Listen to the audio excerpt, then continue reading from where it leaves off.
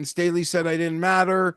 But hey, good for Staley and the 49ers. About the Chargers. Did you report Brandon Staley to the FBI on Twitter today? I did. The Department of Justice, the FBI, Pam Bondi, like, investigate. Let's investigate. Mayo experience. Mayo experience. Mayo experience. Mayo experience.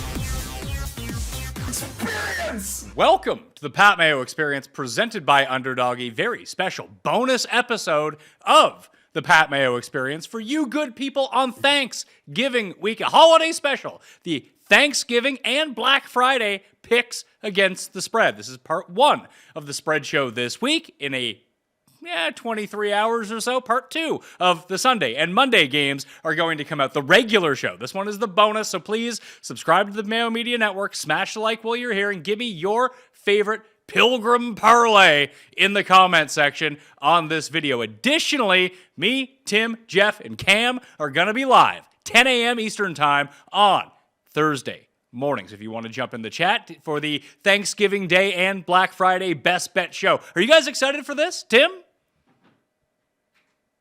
I'm not used to being introduced in this way. Yes, I'm very excited. It's a special show. Fair enough. Yes, I'm very excited. I think it's going to be a lot of fun. I have very fond memories of live shows of Thanksgivings past, so I can't wait. When we do that show and you're in studio, would you like me to refer to you as Tim Undercust? Tim Andergust. Not my name. Prefer you didn't. Well, it's tough to do because it's hard to get that drop in time and to get the camera to cut to you. And then we can't use the song on YouTube, so it'd be tough. Geoff, are you looking forward to Thanksgiving? What's your regular Thanksgiving tradition for American Thanksgiving, that is? Just watch a lot of football. I love Thanksgiving. I love America. It's a great holiday that they have created. I imagine if you own a business, other than the fact that it's good to own a business, if your business is doing well, you're annoyed that all your employees are incredibly unproductive from probably Monday on because they got that Thanksgiving mindset. But I love Thanksgiving. In a past life, it used to be like reserved to just get together with the friends and watch football. I don't know. Now we're kind of like boring and just hard, but I'll be watching. Untrue. Because, Tim, we still all get together. It's like the one day a year where everyone seems to take work off and just come and watch football all day.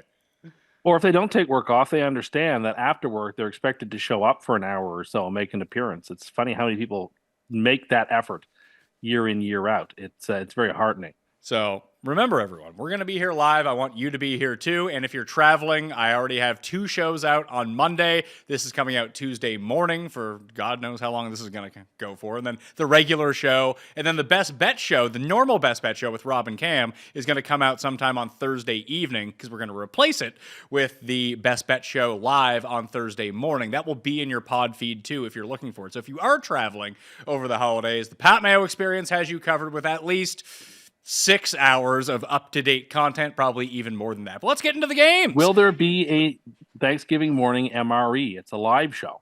Oh, God, I hope not. You know, have you ever insulted a meal in your life? Yes. What, the fake smash burger? Well, actually, that burger was actually pretty good. Like, could you imagine Tim besmirching something someone cooks for him? So, like, acting in public the way you acted at that restaurant the night that Kenny got us the tasting I don't menu? give a shit. Acting like that. Can you imagine me acting like you? I know myself a lot better than you know yourself. That's just a fact of the matter, sir. That is just a fact. So that excuses childish behavior on your part, is it? That's like, oh, I guess I get a... I don't give a shit. If I don't want to eat something, I'm not going to eat anything. I don't find mud puddles yummy either. Okay? It all makes sense. When you would tell the world that the hot cakes at McDonald's are the best pancakes you've ever had, or some processed cookies in a box are the best chocolate chip cookies you can buy, like, it just, of course, even for you, I'm shocked how much you have fallen in love with the cat food MREs. Like They are I would have cat food. lost. I'd have lost. There's no way I would have thought any human would eat that shit with the shit eating grin, ear to ear smile that you They're devour good. that, That's that why. stuff with. Talk about who's authentic and who, because they're good. I think Say that again. I think Cust Because has they're good. Cust has cursed his internet for the day. There is another curse on the way, and it pertains to MREs, Geoff. There's a story out now that bears found their way into an Alaskan military base and ate all the MRE rations from the U.S. military. Well, that's good. Okay, I guess those are the military ones, so they'll have more nutrients and vitamins. But if they ate the ones that Tim's been eating, that would help the hibernation. Go to sleep for 8 months. Well, do you ever watch the Sunday show? Yeah, he's like me after an indica cannon. Like gone. The hand in the face in the last 10 minutes of every Sunday show is simply amazing. But he manages to excel at picking the spreads, even if he's playing with extremely dangerous sodium levels. I don't know. I've never seen you not think something is delicious. I mean, I've had things that aren't delicious. I've but, never you know, seen it. I've never seen it. I guess I'm just more generous of spirit for these sorts of things than you. Well, whatever. It's a quality. It's not an endearing quality. It's not a quality like I'm proud about or I'm gonna like brag about. I'm a picky eater. I won't eat anything. If I don't like something, I'm not gonna eat it. I think some textures weird me out. That's okay. I acknowledge that is not the best quality to have. But you can fix it. It's not an immutable characteristic. Unlike you, yeah, but you're a phony about what you don't like. When there's nothing that wouldn't get put in front of you that you wouldn't inhale. That's not true. But there are many. But I'm more generous with what I will eat than you. And everything is delicious. Those MREs are good. I refuse to say otherwise. Jared, you prepare these MREs every single week. And as a part of the process of preparing the MREs, you generally do a taste test for some of them. And you've been pretty objective with some are good, some are bad. What would you say that the one we did on Sunday night, the chicken Alfredo, how would you say that one was? Well, you're right. The two soups have been good. The tortilla and the chicken one was good. The one last night, powder? Is it just powder and water, the soup? It is all powder. Yeah. There's al dente noodles, I think Tim put it. But the green peas, the one that we had yesterday, you compared it to a Michelina. And if Michelina was worse than what that is. It's not good, Tim. Oh, it's really probably the good. lowest grade Michelina imaginable. Yes, like, exactly. You would buy that for 25 cents. I compared it instead to of what $1. like a minimum wage daycare worker might make for, a 3-year-old. Like it's just cream and butter and noodles and salt. They're eating better in jail, right? Probably, yeah. And Gen Pop. in Gen Pop. Like Diddy's eating better these days than Tim. Can we go a single show without a reference to that?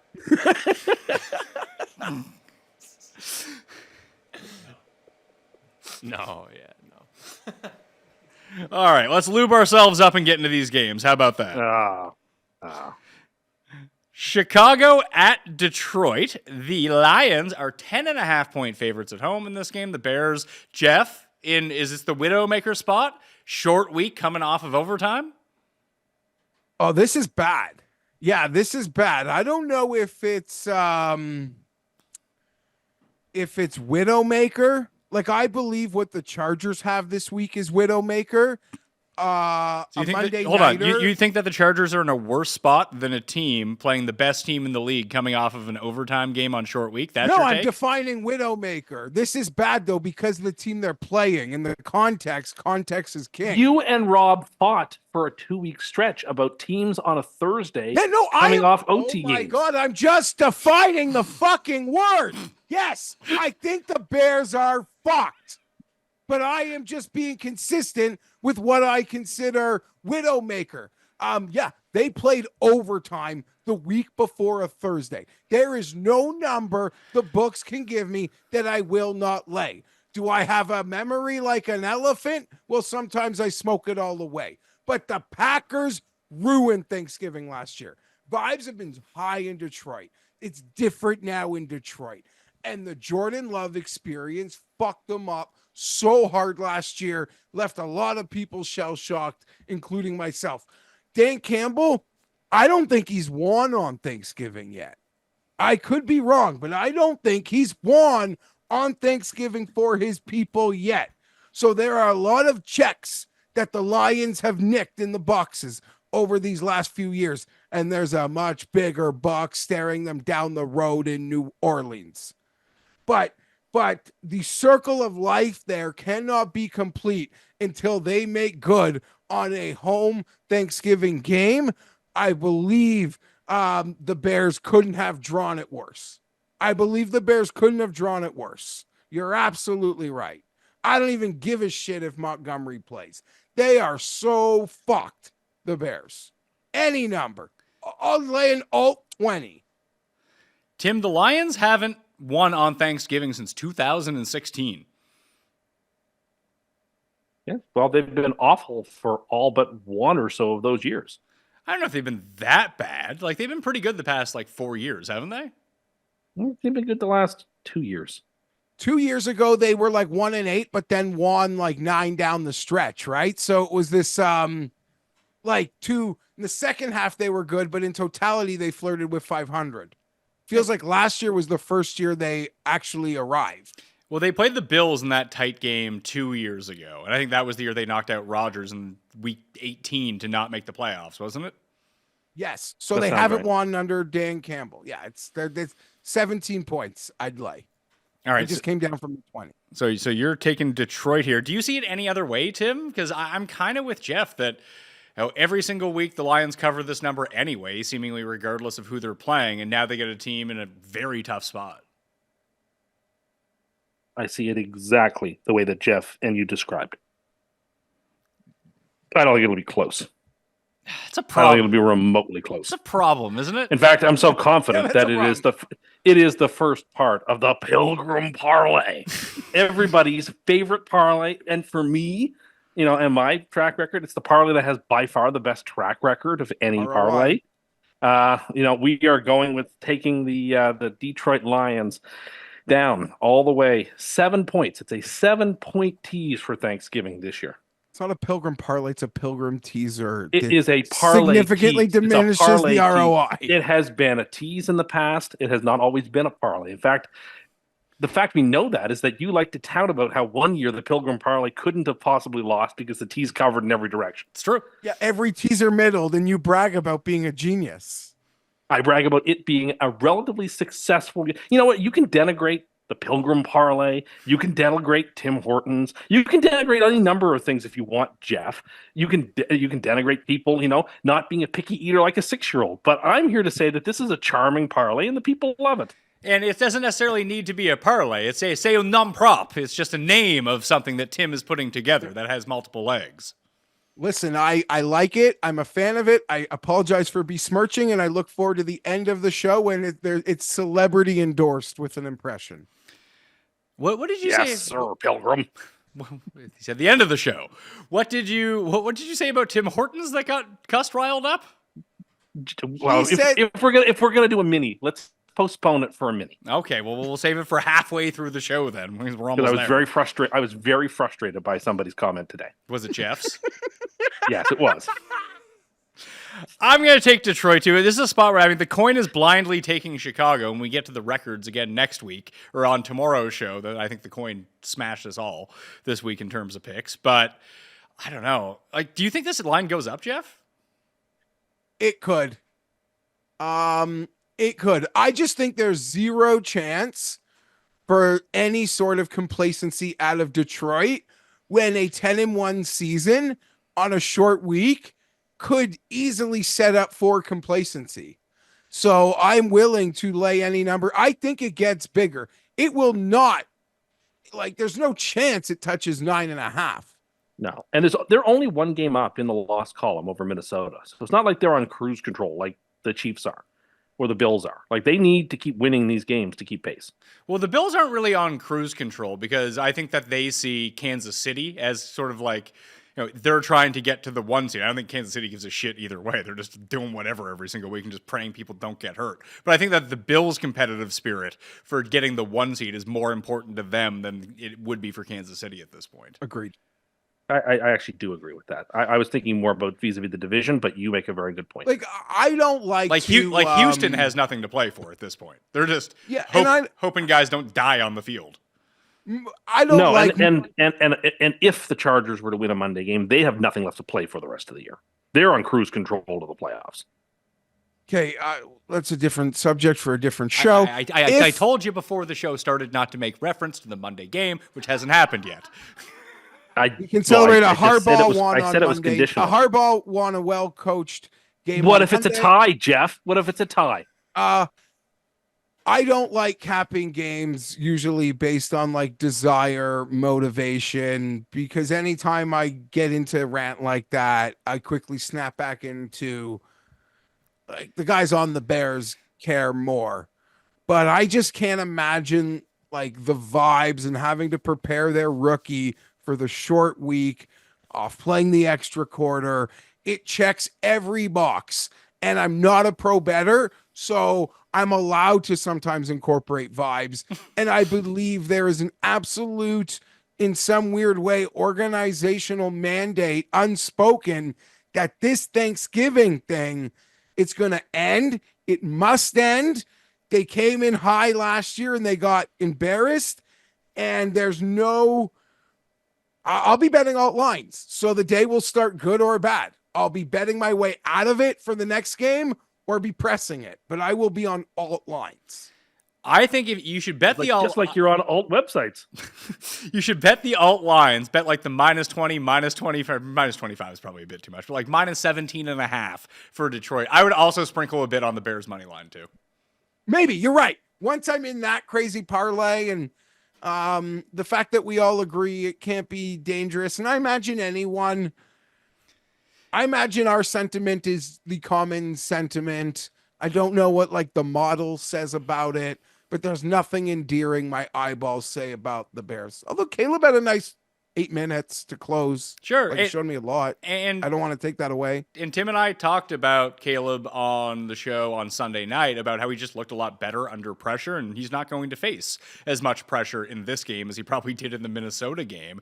And there is a path here for Chicago. It just, if you're going to get one, obviously it's a bad spot for them. We all kind of recognize that. But if you're going to knock off a juggernaut team like Detroit, this is kind of the perfect scenario in a weird way, Tim, where short week, like there's a lot of like built up.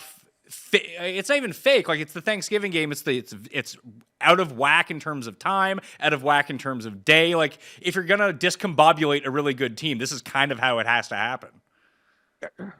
I agree. I mean, we saw it last year with the Chiefs on Christmas Day, that it was again a weird situation where the much worse team won, in part because of the sort of erratic nature of that day. Yeah.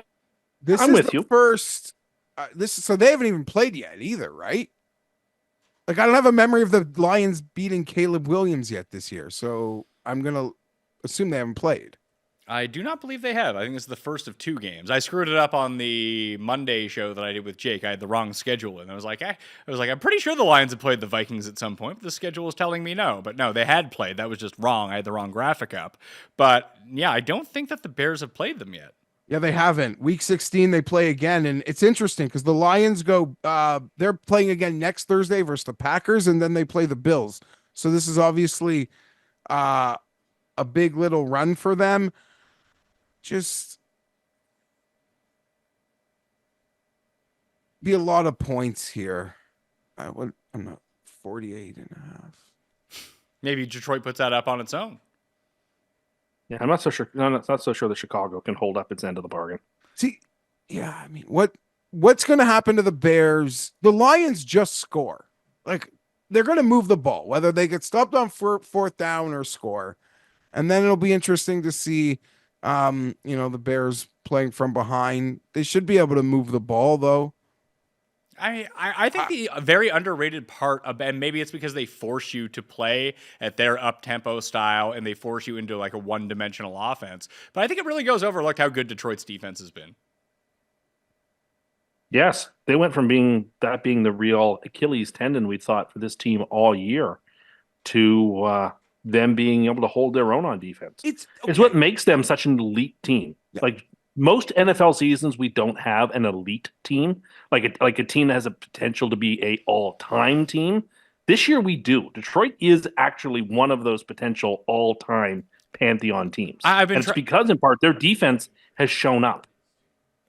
I've been trying to think of the team that they remind me of the most statistically speaking, and it has to be that there was a Broncos team that was actually no, it's the Panthers team with Cam Newton. They were first in offense and second in defense. Maybe.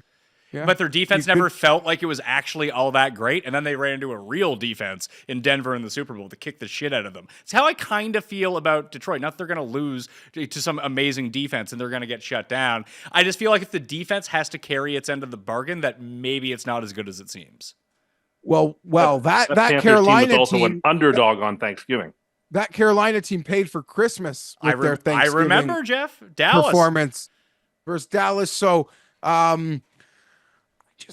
okay. The Lions playbook feels like it is the most extensive in the league. Oh, no, the Chiefs and Andy Reid is probably just as thick. Yeah, but you know what? Then the Chiefs have too many plays. They have their galaxy brain plays that they should chuck out. But then you feel like it's an opponent in the Bears who, granted, it's been 2 weeks. They're off a new coordinator. They're probably running like a much more condensed situation. Now it's a short week. What is the case for the Bears? I don't even know how to It's a divisional game. It's a game where we saw last week a ton of divisional games broke towards the underdog. It's a short week. Chicago has a good defense. Jared Goff has 2 or 3 games a year, a la the Sunday night game that he almost gave away to the Texans, where he throws 3 or 4 or 5 interceptions. So you're banking on it not being one of the Jared Goff blow-up games, or that the Bears defense doesn't play out of its mind. I'm with you, but I think put it this way: the Bears are 10.5-point underdogs. I think they are far more likely to win than the Giants are. I mean, that's an interesting question, but it's amazing the Lions. I mean, yes, they've been bad, but to not have the success in this game, it's a noon start on a fucking Thursday. Everything about it should benefit their comfort zone, yet they never step up in it. The fact that halftime, it's not a standard halftime. It's an exponentially longer halftime. Almost like a playoff or Super Bowl. I don't think exactly like a Super Bowl, but things that they should be so much more in a comfort zone with that seems so foreign to the Bears, yet the track record says don't say that, Geoff, but I'm betting on it. No, this is Jacksonville's got the advantage in the first London game because they always go over to London nonsense. Yes and no. I don't buy that. I think Detroit loses a lot of these. It's such an awkward fucking game from coaching. Noon on a Thursday. Detroit loses these all the time because over the last 10 years, Detroit's been good 2 of those years, and they've been awful 8 of those years. Do you think they're not laying the egg? They cannot lay the egg they laid last year. That's why they're on the They were a Pilgrim touchdown Parlay. favorite, I believe, in that game. They were how big of Probably, a favorite? but that Green Bay team ended up making the playoffs. So that was the start of it. Yeah. That was the start of it. Then they beat the Chargers the next week because Quentin dropped the 70-yarder and Staley said I didn't matter. But hey, good for Staley and the 49ers. The Chargers. Did you report Brandon Staley to the FBI on Twitter today? I did. The Department of Justice, the FBI, Pam Bondi, investigate. Let's investigate. Look what he just done to a once proud 49ers franchise. Did you know that 6-time Grammy-nominated singer-songwriter Shabuzi is playing the Detroit halftime show, Tim? Never heard. I didn't. I don't know who that is. But who's playing the Dallas one? That's the big one, right? Is it? Well, last year with Dolly Parton. Hence the big one. And no, last year had that guy that only our one friend knew. He's like, oh, this guy's so sick, yeah. And then he saw him perform the halftime show. He's like, the fuck is this? This guy's terrible. deeply disappointed in him. Yes. Yes, Lainey Wilson, who someone else who I don't know who that is. I'm sure it's country music. See, it's happening to you too. What? You don't know any of these people who are performing in games. I never claimed I knew who any of these people were who were performing in games. He didn't claim to be the maven of pop culture. And I wasn't like, oh Maybe, yeah, yeah. I really dig Lamar Kendricks. I'm not you. Okay. Like, Ha, ha, ha, is he ha. a singer-songwriter or a former tight end backup on the Rams? I'm not quite sure. Maybe that's a new integration they have going. Yeah, but do you know? Does anyone know who Lainey Wilson is? Jared, you're young, Never. not rural enough to know who Lainey Wilson is. Heck, she's a No. CMA award winner. I think that's the Country Music Awards. That's I country will music say Lamar award, yeah. Kendricks just dropped an album though. Tim, that, are you that gonna means the listen to it? Warriors are going to win the NBA championship. I saw. Yes. So we're all going with Detroit, and the coin is taking Chicago in this game. Again, 10 a.m. Eastern, Thanksgiving morning. We'll be going through we're each going to give a best bet for these games. So you can play your underdog, props off of that. It could be a side, it could be a total, it could be a prop, it could be an alt line, depending on what it is. You make some parlays or use code Mayo at underdog right now, and there's a lot of specials going on. Some tokens being given out. If you use code Mayo, you get a free pick on Thanksgiving Day for Jordan Love in the late game that you can add on to any of your entries, and you'll get like 50% boosts on your tickets for the payout. There's a ton going on at Underdog. So help support the show this holiday season by not only using code Mayo at sign up at Underdog, but forcing your parents and relatives to do the same thing at dinner. Easy stuff, right? Yeah, that's good. Yeah, if you want to get away from politics, you'd be like, you know what you should do, Dad, is use code Mayo at Underdog and win some bucks on these games. Maybe with the Pilgrim Parlay, right, Tim? Absolutely. Or with whatever number of Turpin catches or receiving yards that I give out. Oh, well, Roz and I already did the Thanksgiving show for DraftKings, and you better believe Turpin ended up in 2 of those 5 lineups. He is the best special teams player we have seen in the last 10 years. Is he going to die this week on Thanksgiving? No, he is the most exciting special teams player I've seen in a very long time. If he wins... He might be the heir to Devin Hester. Devin, Like the heir, like the next person, like the person to follow him. He's not going to be as good as him, but the next person. And he's the fastest player in the NFL by far. Everyone's like, oh, these Dolphins are so fast. Oh, Tyreek Hill's so fast. Oh, Waddle is so fast. Oh, A-Chain is the fastest player you've ever seen. They're all like they're running in molasses compared to Turpin. Geoff, do you They're worry? basically like Cam versus Geoff in the 100-meter dash, where Turpin is clearly Cam and Geoff is clearly any other Dolphin. Okay. In other words, big underdogs. So what you're saying is that Geoff is Raheem Mostert or Tyreek Hill in this scenario? Yes, compared to Turpin, who is Cam. So what does that make you? Guy who cheers in front of his TV? I am essentially Jeff's father trying to spot the ball at the 36-yard line on a punt. That's my football call. Giants at Dallas is game number 2. Dallas is only favored by 4 points. I'm going to lose so much money on this game. But I felt that way It's last the week. freest money I've ever seen. Oh, my God. So much so, we are, for the first time all season, we're teasing through 0. Oh, my God. The Pilgrim Parlay. That's why we need to get to 7 so we can get it to +3. The Pilgrim Parlay is going through 0. We don't care. It's the freest of money to take Dallas. It's the freest of money. This line should be 7.5 or 8. Like, we're getting unbelievable value to take Dallas in this game. Not because Dallas is very good, because they're not very good. But the Giants, not only are they bad, the Giants openly talked about quitting on the game yesterday. They openly are in complete disarray, and they don't have anyone to throw the ball. This game is a wrap. Well, Geoff, I wanted to back up the Brinks truck for a second consecutive week against Tommy DeVito, my biggest rival of the year. But I don't like hearing all this positivity about Dallas from Tim. I really don't like it. Yeah, I probably would have taken Dallas. I wouldn't have had any sort of like lean or super heavy bet other than TV game Thanksgiving. I'd be betting it. You wouldn't have a lean in this game? Did you like a watch the hardcore Giants? like no, I wouldn't be talking about it like it's a super lock like both of you seem to have felt, but the way Tim's speaking, I've seen the movie. I'm going to take the Giants for the purposes of the show. Give me the 4 points.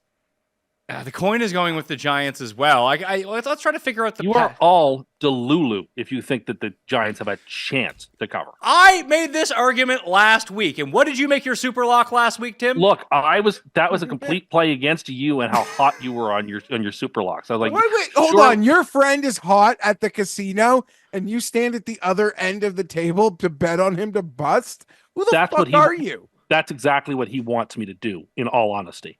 Yeah, I know, but you would. He wants me to bet the don't come line when he's throwing the dice. Yeah, who does that? We like to. He wants me to. We like to call that. Okay. You know what we call that at the casino? The sting line. Like Pat wants me to pick against his picks. There's nothing that makes him happier. I know that actually isn't true. I don't need your voodoo anywhere near my picks. I just prefer you don't pick the game at all. Make it like some sort of, and don't pretend like you only pick the Giants last week because I was all over Tampa Bay. You love the Giants. I do like the Giants. I think I like the Raiders more, so I would have lost regardless. But I really end up siding with the Giants just as an opportunity to try to like catch you on a cold streak, which was wrong, obviously, in the end. But it didn't matter. My own comp was wrong. I love Dallas here. I'm with Tim. Just give me money to bet against DeVito, and I am going to take it. Like, eventually they're going to, as long as he remains the starter, Geoff, eventually these lines are going to be 8, 9, 10, because he sucks so much. You're probably right. You can probably feel like the line hasn't accounted fully for him yet. Like, Cooper Rush is a good XFL quarterback. Tommy DeVito is a backup XFL quarterback. Yeah, I mean, they might actually be quitting both from a I mean, I don't actually believe the players quit, but from an organizational standpoint, I do believe it. I want to say at the moment they have the second overall pick, but the Jags won't be able to hold the first pick. You like that. The Jags won't be able to hold off the Giants. I kind of agree. The Jags have too many other winnable games and just in division. One would think they'll stumble into one or two more. The Giants do look like a team that the Giants do strike. Pardon me, it's a team that's just done winning. What about Vegas? They might be too, but I think that Desmond Ridder brings a bit of a spark to that team. We'll see how they do. The Giants were cooler when Daboll was fatter. You see, Ozempic Daboll is just not getting it done. Not getting it done. Too much Ozempic. Cust has assured me that he will be back next year. I'm not the only one. Many people are still saying that he's coming back. He's coaching for his job, and I don't know how he can win with this group.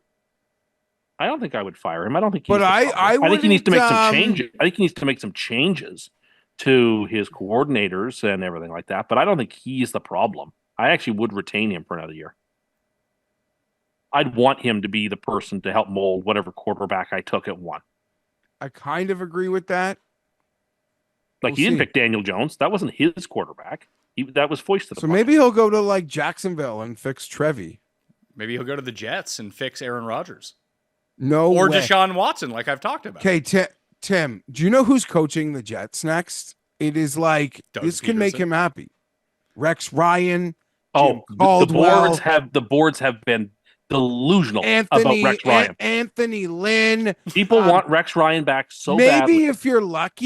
If you're lucky, maybe it'll be like a Steve Spagnuolo. There's no way a young guy with. I don't think Woody's going to hire a first timer. And I think at this point, I don't think any young guy with equity or a future or options will take the job. And I believe you will be looking in the failed retread box. I don't hate that. There is one. I don't hate going back to Rex Ryan. Think of the Blue Jays when they went back to John Gibbons. That worked out great. It can happen. They went back to Cito also. And that didn't work out as well. Now, but teams have gone back to old coaches, and it has been successful, and it also has not been successful. Well, there's a better guy for this, because the rebuild is going to happen with the Jets. I don't know how many years this guy's got left in him. He is a former Jets coach. He's 73 years old, and he is available. And his name is Pete Carroll. I thought you were going to say Lou Holtz. I actually really like that, Pat. That's a great suggestion. I think I don't think that he'll ever go back to the Jets, but. I mean, I don't know what kind of animosity is still lingering with the franchise. Now, I mean, Mr. Johnson didn't own the team when Pete Carroll lost his job. So, I Did don't you know. read or listen to any of the stuff from Diana Rossini last week? I've decided I'm only going to worry about what It's happens when it so much actually happens. worse. It's so much worse than what you would perceive it to be. It's not worth stressing about till actually something happens. Do you think that the Giants are the sharp side of this game, Geoff? Because I'm No. seeing it right now. I'm on Cool Bet right now, and Dallas is -4, -108, and New York is +4 at -110. I know that's about even, but I would have thought people. It's not like it opened at 3.5 and went to 4. I think it opened at 4.5 and went to 4. Like, am I missing something? Great. Now the Giants are the side. Reverse line movement. I don't know. The books are not going to get. There's no way this Detroit Dallas thing feeds people Thursday. The league is too cruel for that. So that is sort of somewhere in there. Something fucked up's going to go down. It's gonna. I mean, everyone's gonna line up to bet Green Bay against Miami when we get to that game. It's gonna. Will they? Yeah, it's gonna come out that it's cold out and it's like maybe snowy and it's right around freezing, and the people are like, "Oh my God, Tua's gonna freeze to death. There's no way they could win this game." Then everyone's gonna bet Green Bay, and Green Bay will throw like 2 pick sixes, and Miami will win 14-10 or something. I'm curious what the consensus around that game is going to be this week. Yeah, I don't know. Like, I want to bet Dallas, and I'm going to bet Dallas, but I guess my question is, do I bet it now or do I wait like 2 days? Because on Thanksgiving, all the Dallas money will roll in, but on like Wednesday morning, can I catch a 3.5 maybe, or do I say just fuck it and bet it now? I don't think you catch the 3.5. Okay. I think it could go off at like the awkward 5.5. Oh, so you're saying bet the 4 now then? Yeah, I don't think it gets shorter. Okay. I'm not smart about this, but there's a DeVito stink, and the Cowboys just beat a team that's like cool and fun and people like. One thing I've been impressed with the Cowboys the past 2 weeks, like week 1 with Cooper Rush was not a success, but they've started to move the ball a little bit better. They moved the ball pretty well against Houston. They've moved the ball really well against Washington. It's not like the Giants have some amazing defense. They can get to the passer. Maybe that's what disrupts them. Like, the Giants' path is really easy in this game if you project the Giants to cover or win. It's the pressure is too much for Cooper Rush, and he just gets dropped a bunch of times and makes like 3 critical turnovers, and Tyrone Tracy just runs all over them, and DeVito isn't asked to do anything. But the efficiency that Cooper Rush has played with the past 2 weeks would worry me if I was betting the Giants, simply because he's just making these like 10-yard throws to CeeDee Lamb. CeeDee Lamb over rushing yards is the play of the year, by the way. I think he's hit it in 7 straight games. It's like 3.5 now. He gets like 12 a week. And he also has the confidence knowing he's got Freddie Cups back there to make every kick. That's true. Did you like my comp, Geoff, of Freddie Cups to Brandon Aubrey? I love that. It's so smooth. It barely looks like he kicks the ball at all. He just little taps and it goes 70 yards. Like the Richardson throw yesterday. Well, Richardson flicks his wrist and it goes 45 He wasn't even yards. trying to throw. Yeah, it's just like a little flick. Now there's somebody with mobility. You're right. Do you think that you have better mobility than Anthony Richardson? I do not. Do you think that Anthony Richardson is in danger of using one of those lifts to get up the stairs like you? No, I'm not in danger of using those lifts. All right. I just Did bet they call a Dallas. penalty on Detroit yesterday? I don't know. What do you mean? Because it was like 8-0 at halftime. So maybe in the second half they found some. What? I all week I didn't touch that game. I didn't touch it. I didn't want to bet against Detroit. But then like this, it ended up like this Thanos ring situation where 3 or 4 people who I do look at who they like and I trust, they were all on the goddamn Colts. So you did think Rob bet I on had the the Colts? willpower? No. Did you text Rob and he said he liked the Colts and that's why? No, well, nothing to do with Rob. Nothing to do with Rob. Cam loved the Colts. Rob is good though. I was on I followed Rob's lead like hard on the Packers though this week. So it was a good like overall that was fine. So Rob's favorite bet was Green Bay. Didn't make one of his minerals on the show. Well, no, because I think that was all like with the purdy wordy. But yeah, I don't know. Rob's a tough guy to actually nail down what he actually what he actually likes. But I know he was big on the Miami over and the Packers yesterday. He was big on the Miami over. Do you know what Rob's gold pick was? the Patriots. Yeah. Yeah, because he probably thought they could score points. Yeah, That's why he liked it. They did. Well, maybe that's true because he needed the big team total for the Dolphins because that's the only way that the Patriots can score on offense is once they're down by 30 points. Tim, is your goal like you play the Dolphins twice? Do you feel a sense Spoiler. of responsibility? No, oh, absolutely. One of the reasons I really, really, really want Miami to win this week, I want them to be in position for the playoffs so that I can knock them out. Okay, well, You're mean. Dallas for Cust and I, the Giants for Geoff and the Coin. Brings us to the midway point of the show, which means it's time for a mini version of Cust Corner. Cust Corner, it's Cust Corner. Cust Corner, it's Cust Corner. He's got the hottest takes with the highest stakes. He should be president of the United States, but it's Cust Corner, it's Cust Corner. Cust Corner, So people have been criticizing Twitter a lot recently for the negativity that's on there. I get it. I understand that. So I today put out an innocuous, pleasant, positive tweet about how Tim Hortons they brought it back from last year, their Bailey flavored stuff. I had one of their Bailey's coffees today, and it was quite lovely. And within 6 seconds, as if there's a Google alert set up on his phone for my tweets, I have writes, notifications on for you. I love of course you you so do. much. Of course you do. He writes immediately, I've been waiting for someone to bring down Tim Hortons. Like Tim Hortons is like an enemy. Thank you. It is of the people.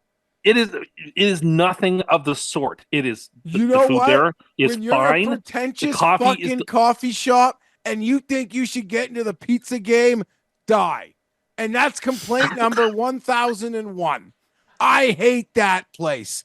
I think it is part and parcel of the deterioration of our country. Is that flash frozen fucking garbage?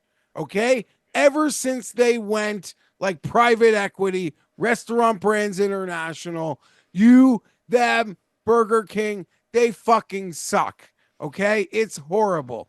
I hate that place. I hate it with a passion. I hate the traffic it causes on streets from people just trying to turn in to the fucking drive-through. Okay? I don't like anything about it. And I'll stop there because I could say something really damning. Like really damning. But I don't like anything about it. Anything. That place, they actually used to make the shit in the stores. Beautiful.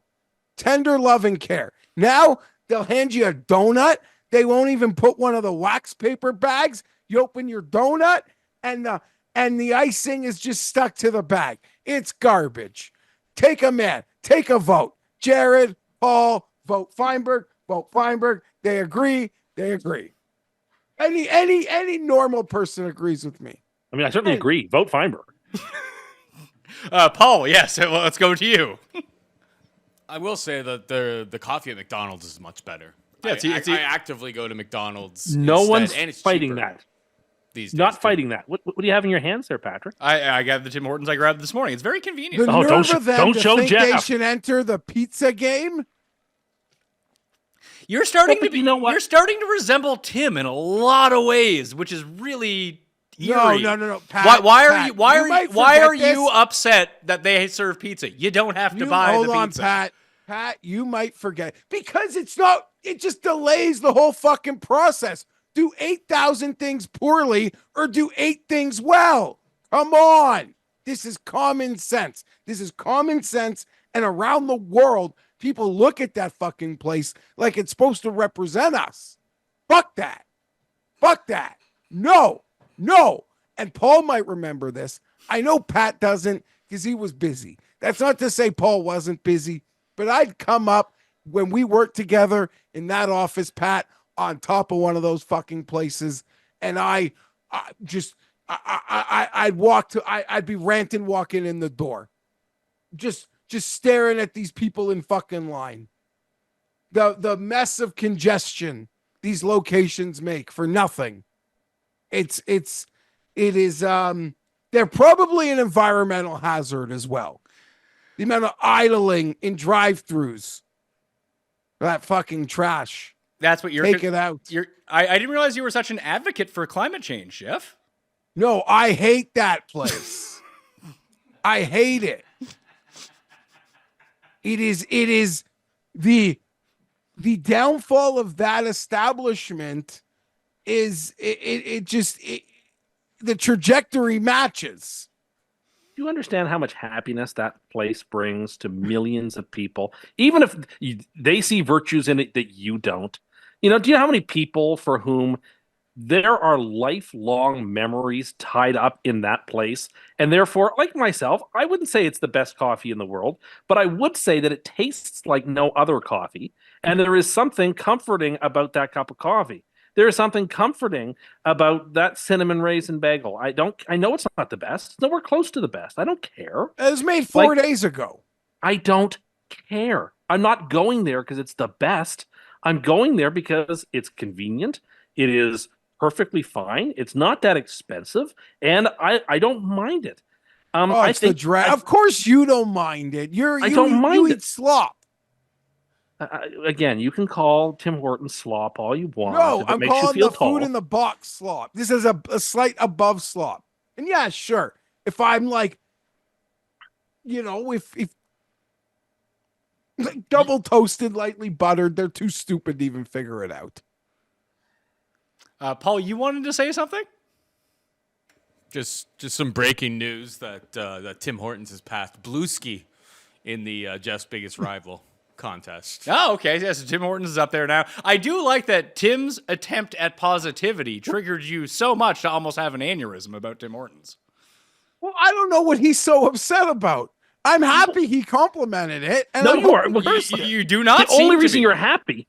The only reason you're happy is because you believe that it will have some sort of black magic effect of bringing the place down.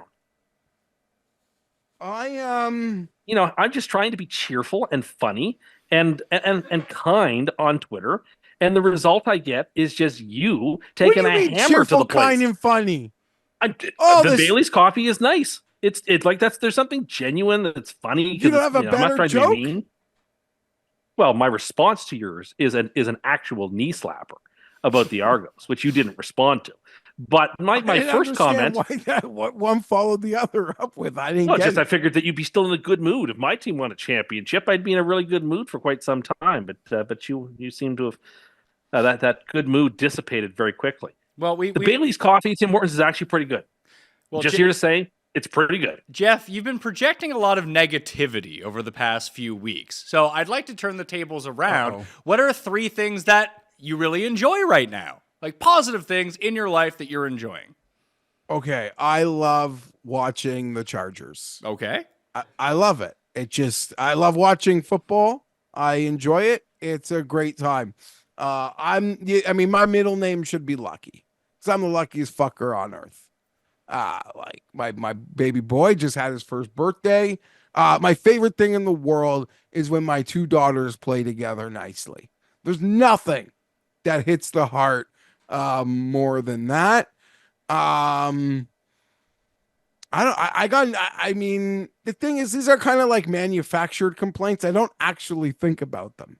But I still don't like Tim Hortons, and I can go on a rant that quickly. That being said, when the Tim Hortons conversation ends, despite what you people on the internet might think, I actually don't think about it at all until I'm trying to make a left turn and I got to wait 3 extra lights because there's just a whole lane congestion of people trying to turn into a fucking Tim Hortons. Why do you think that is? Why do you think there's such congestion there? It's not like Toronto or other places in Canada lack for coffee options. Well, why do you think this is? That people are lined I'm pro Second Cup, support Second Cup. Great. I am a big fan of Second Cup. I like Starbucks too. I like any number of. I like Robin's, which is a Canadian company. I like all sorts of these places.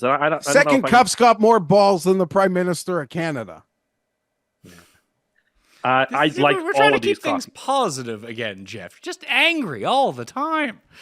No, I hate Tim Hortons. Like I hate Tim Hortons. We, You talk about Tim gathered. Hortons. We it's got like, it. You weren't being subtle. You weren't being subtle. okay, so I'm just saying it puts me in this place. Like you want to talk about Brandon Staley? We'll do it. Like it No. just gets me.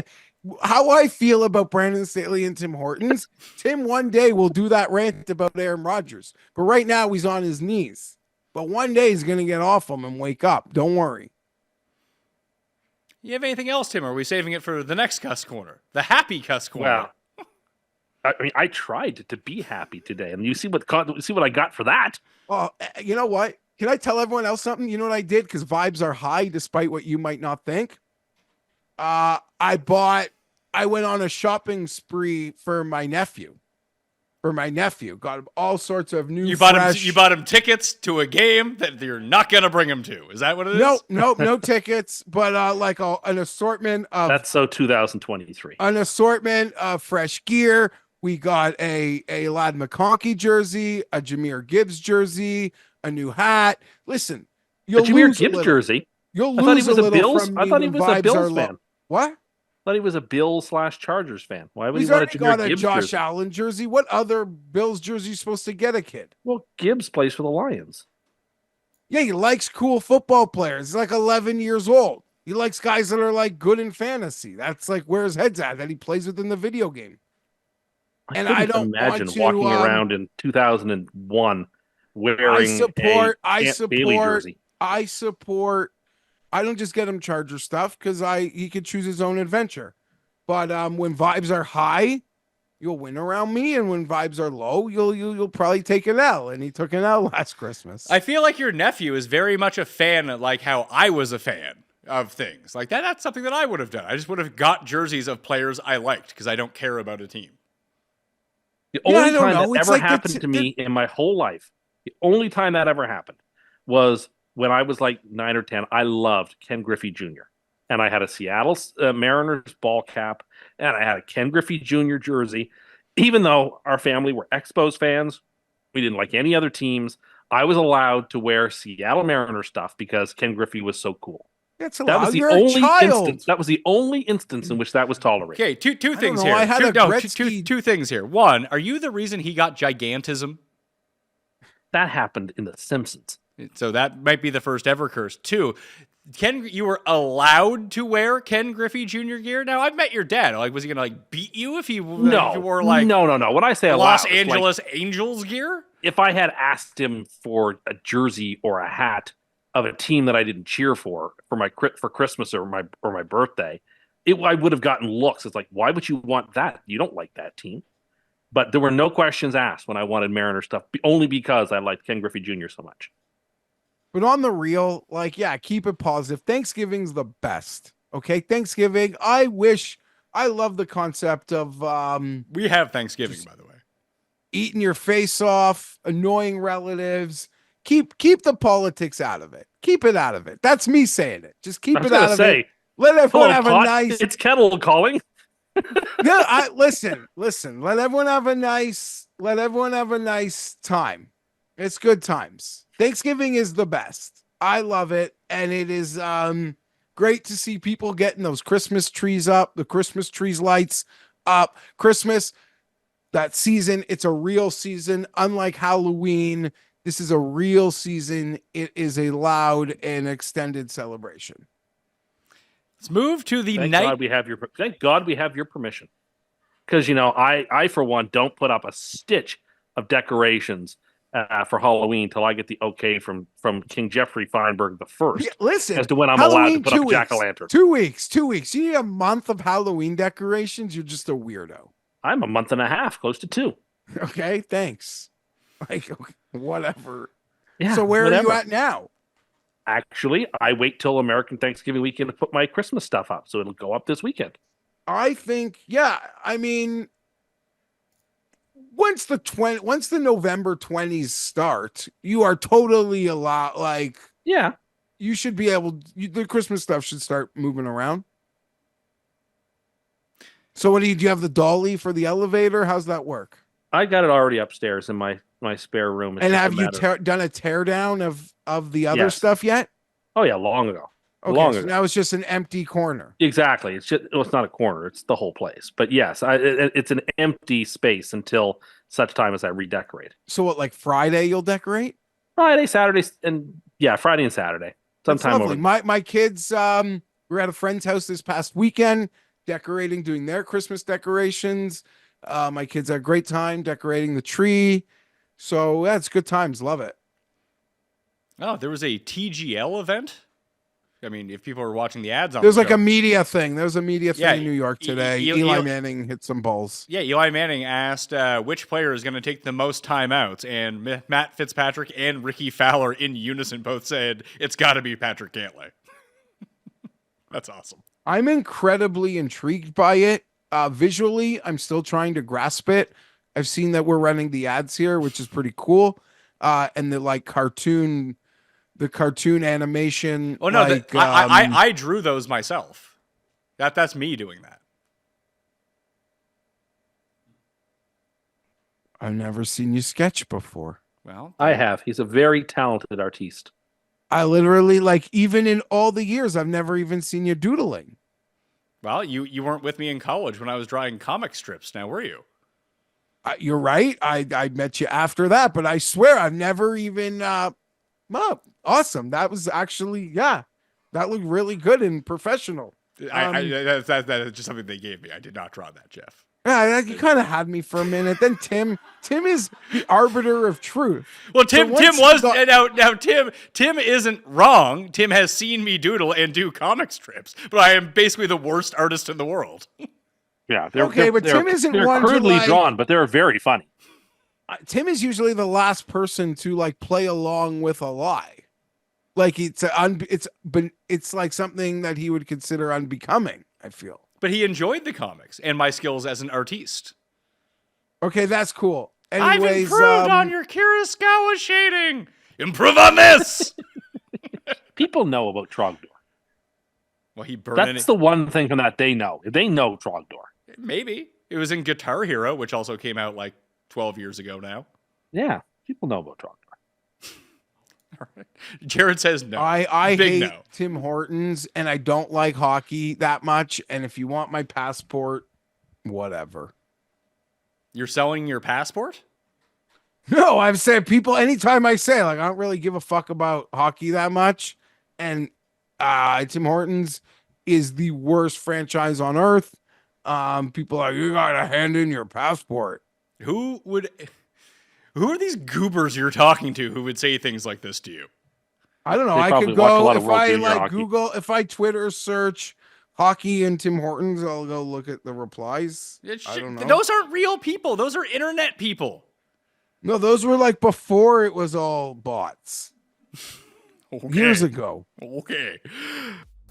It's the best feeling when clothes fit good and look good, and you can comfortably wear them all day long. And that's exactly how I feel about my clothing from Doers. These are the most comfortable pants I've ever owned, and I'm reaching for them every day. Unfortunately, I get dirty. You know, I got 2 little kids, and when you got 2 little kids, you go through a ton of laundry, so it's not like you can just clean clothes every single day. You gotta wait for that stuff to pile up at the same time. But I wear my Doers as often as possible. I got 4 pairs right now. My wife, let me tell you, it's working. It's working for me with Doer, and they have styles that can be worn all year round. Their stretch performance denim and lifestyle apparel is built for doing. You know I love my Doers, and now's the time to get your own because Doer's Black Friday sale is on now. They've got up to 50% off these incredibly comfortable pants, and this is the best time to upgrade your wardrobe before the new year and find some amazing holiday gifts. Doer sale runs through December 2nd, but don't wait. These items will sell out fast. So go to shopdoer.com/PME to get these great deals before they're gone. That's shopdoer, DUER.com/PME. Shopdoer.com/PME. Introducing the TGL presented by SoFi, golf's newest league live on ESPN and ESPN Plus. It's sharp and it's electric. How is it sharp? How is it electric? Picture this. 2 hours of hammer-dropping, overtime-forcing, playoff on-the-line golf with 24 of the best players from the PGA Tour, like Tiger and Rory and more, split into 6 teams. Atlanta, Boston, Jupiter, LA, New York, the Bay. This isn't your average Sunday pickup game. To learn more, visit tglgolf.com and tune in to the inaugural season beginning January 7th. Keep up. It's golf. As we enter the holiday season, there's always a lot of people that just don't handle this part of the year all that well. I've seen it in my own family. And if you're thinking about giving therapy a try, give BetterHelp a try. It's entirely online, designed to be convenient, flexible, and suited to your schedule. Just fill out a brief questionnaire to get matched with a licensed therapist and switch therapists anytime for no additional charge. Let the gratitude flow with BetterHelp. Visit betterhelp.com/Mayo to get 10% off your first month. That's BetterHelp, HELP.com/PatMayo. The holiday season's when people start to fall off from the routine. I know that I've fallen into that trap before, but I found now that I've started drinking AG1 every morning, it gets me on the path of where I need to be so I don't lapse at this time of year. And right now, AG1's running a special Black Friday offer for all November.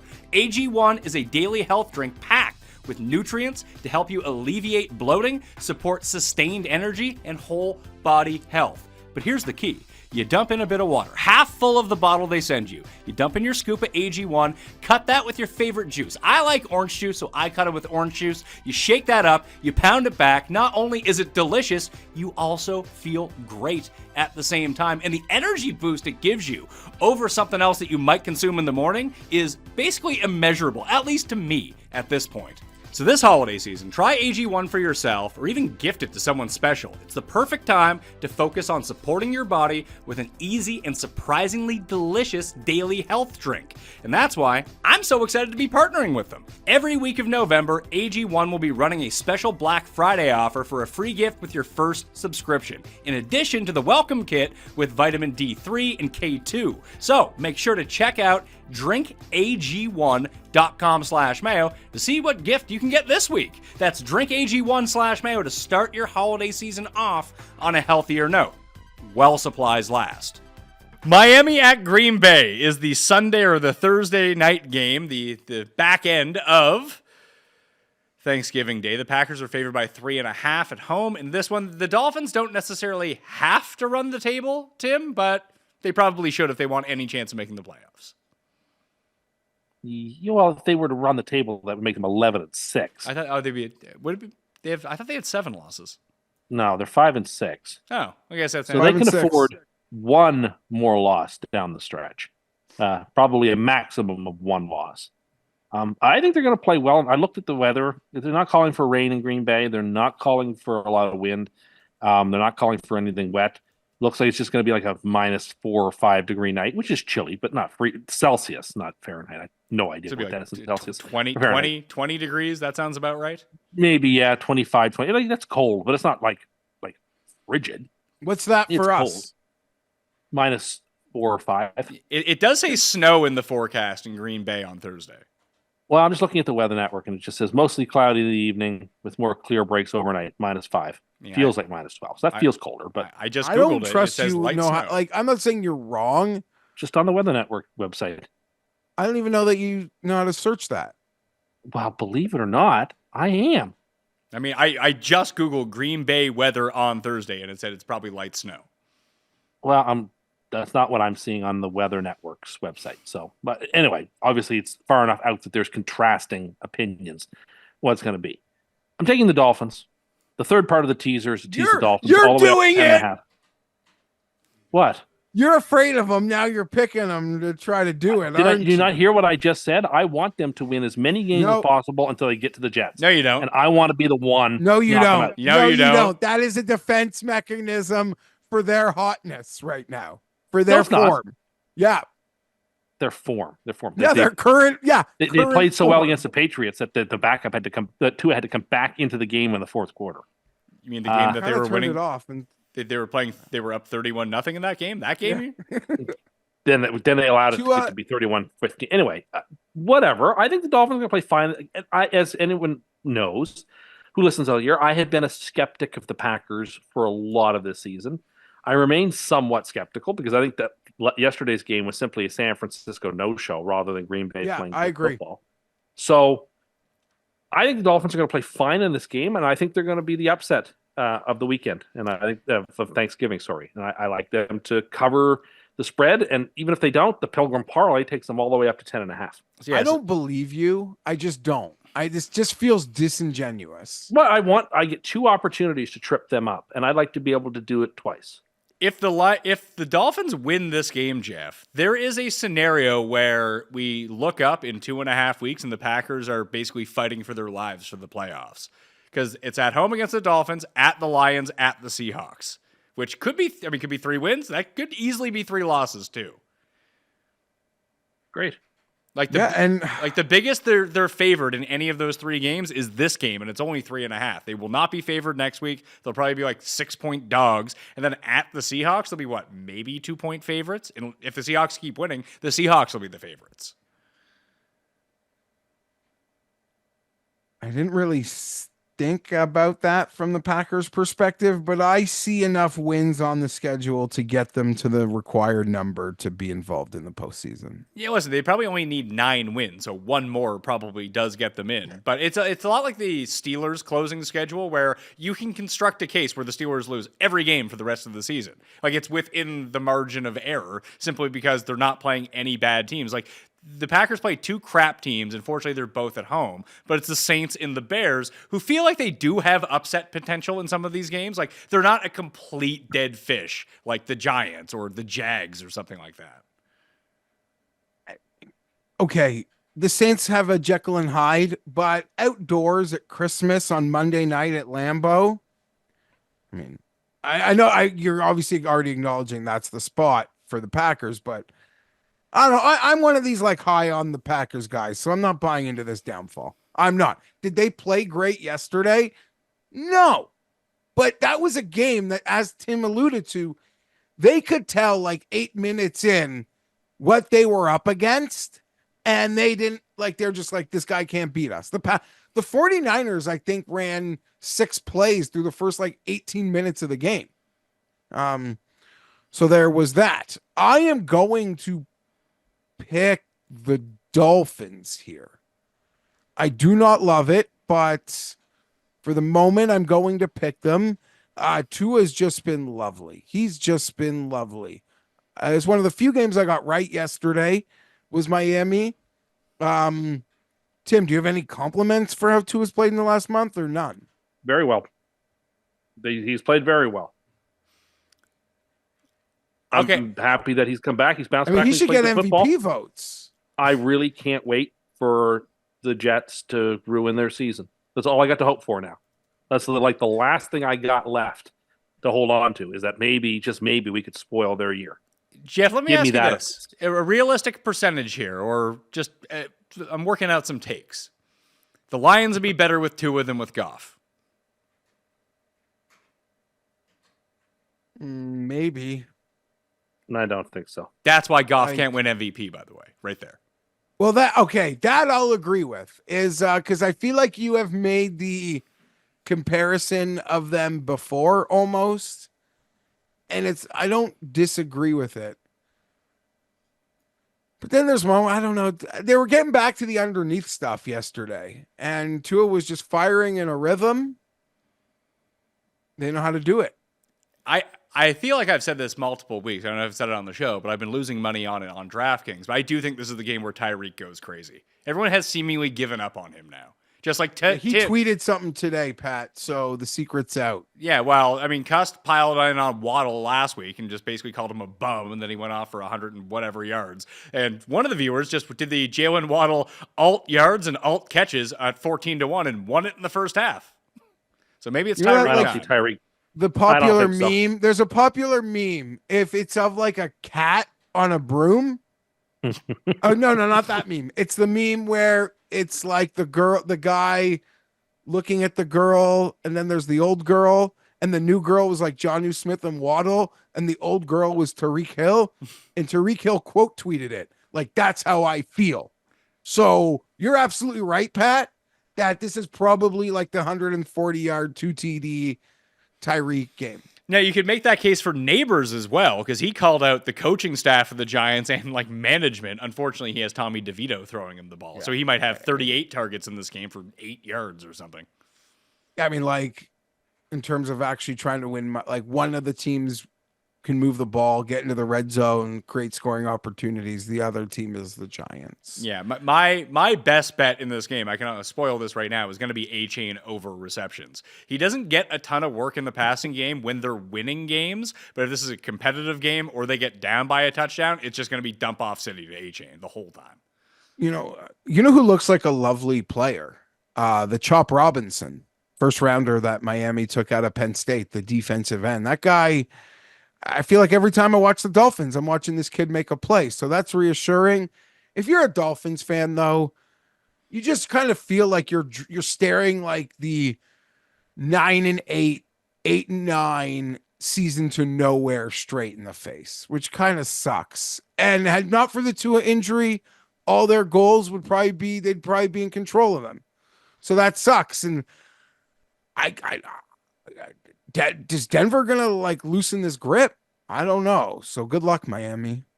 So that's a round of Miami, by the way. Even the coin is in on Miami. So I'll switch. I'll switch. You don't have to. Yeah, I am. Okay. Yeah, I was looking for an excuse, and you gave me one. What I don't want to be on a Dolphins party. All right. Well, do you want to be on a Kansas City party? Because that's the Black Friday game this year. It's Vegas at Kansas City. 13 is the number for Kansas City right now. We do not know who is playing quarterback for the Raiders.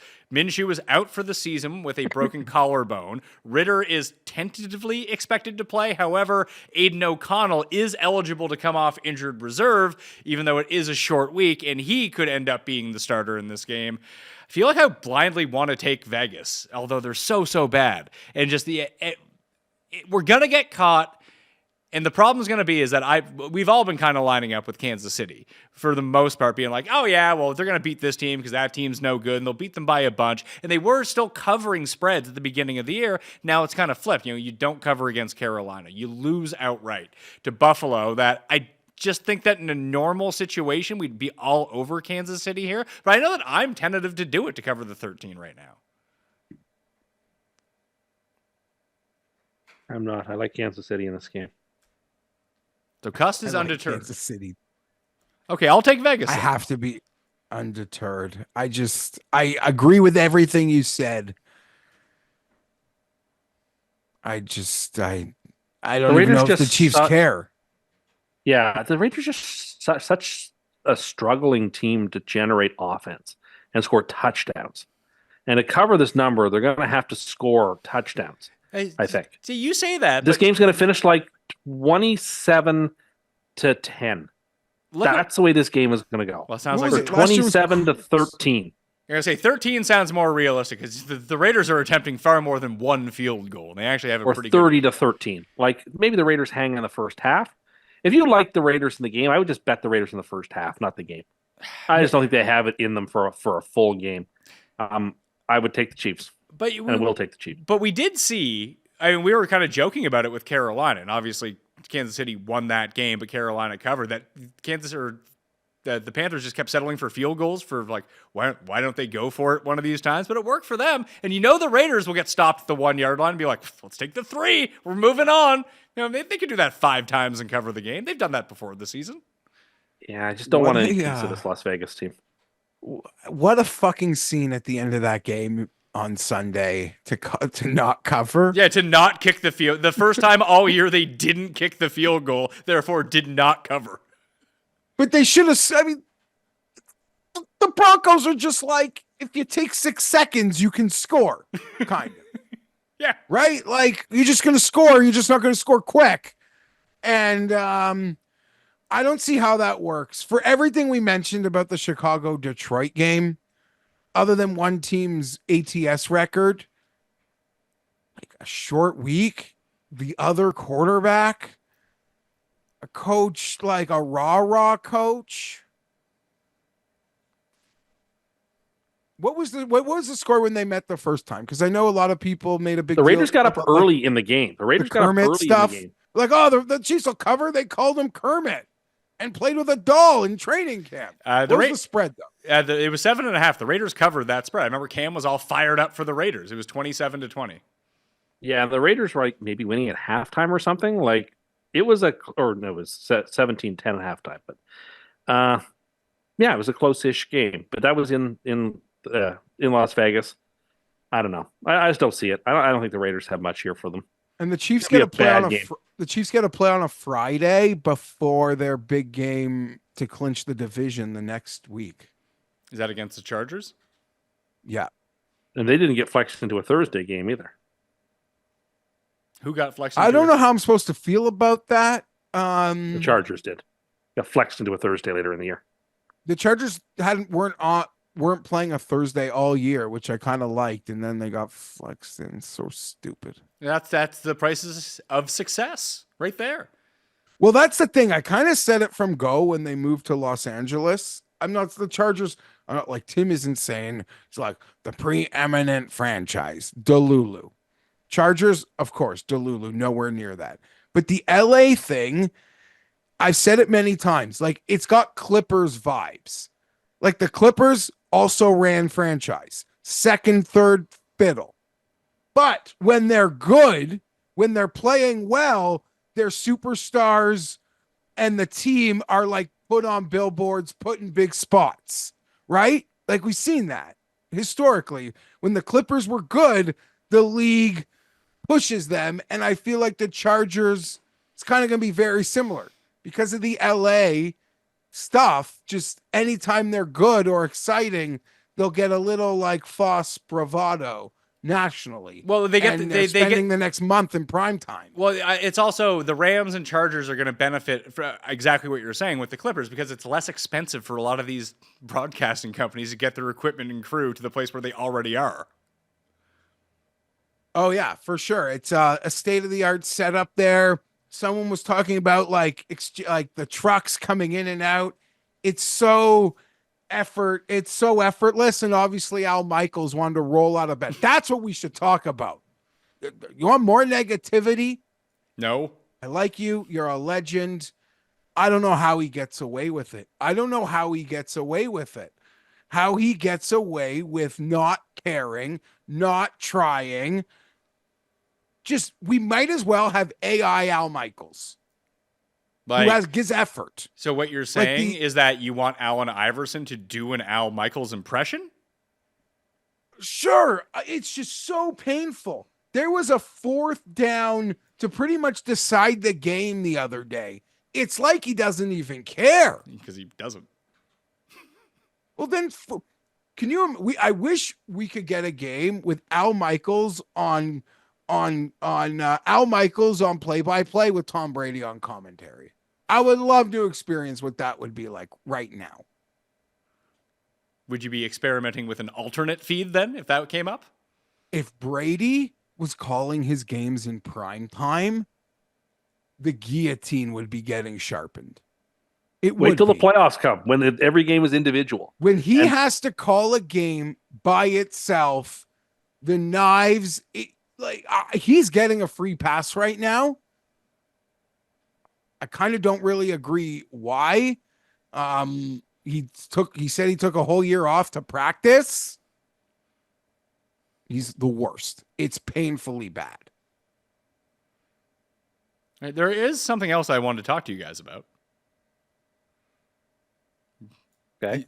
NFL awards. I briefly talked about it with Jake, and I kind of talked through some of the odds and talked myself into some sort of stuff.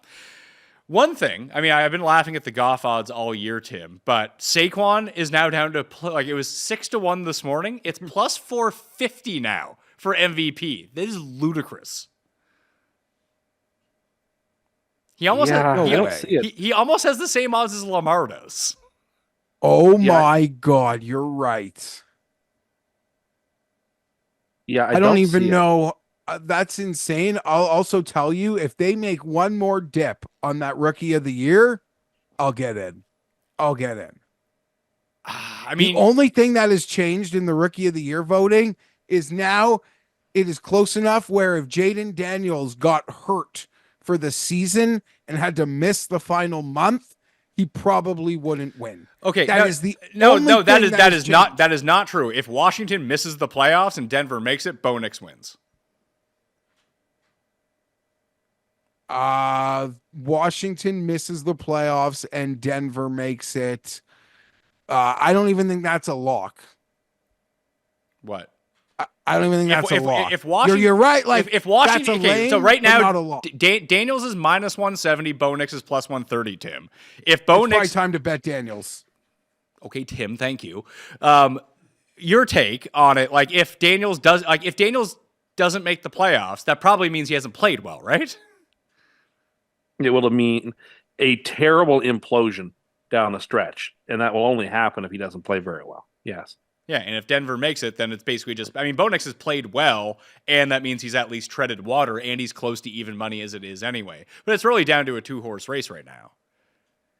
I mean, I would look at, if you want to bet Bo Nix, I'd almost think about looking at what Washington's playoff odds are and betting no on that. I mean, there is a world where Bo Nix just plays like this every single week for the rest of the season and just passes Daniels as it is and ends up with a better year, Geoff. Like, that's on the table. It's in the range of outcomes, sure. I mean, at some point, I assume they're going to play like a team that has, I don't know who they play. If they play no one with a secondary like they have the last 2 weeks, then I guess. I mean, what does he have? 19 touchdowns and 2 picks over the last 8 weeks or something? 19 sounds tell me. high. I mean, now I have to go. Yeah, that was good. Like that. I mean, 2 picks. Yeah. Listen, I know the last 2 weeks he's been dominant, and it's just been like 4th and 5th string corners out there, and it's good. Denver, they got credit to them, credit to Sean Payton. They're on it. I thought it would be a bad team fighting for the last playoff spot in the AFC, but it actually might, if they win the Colts game in like 2 weeks, there actually might be no fight. Like the AFC playoff race might be over, which Except is for the shocking. Dolphins. The Dolphins are sort of stalking in the distance.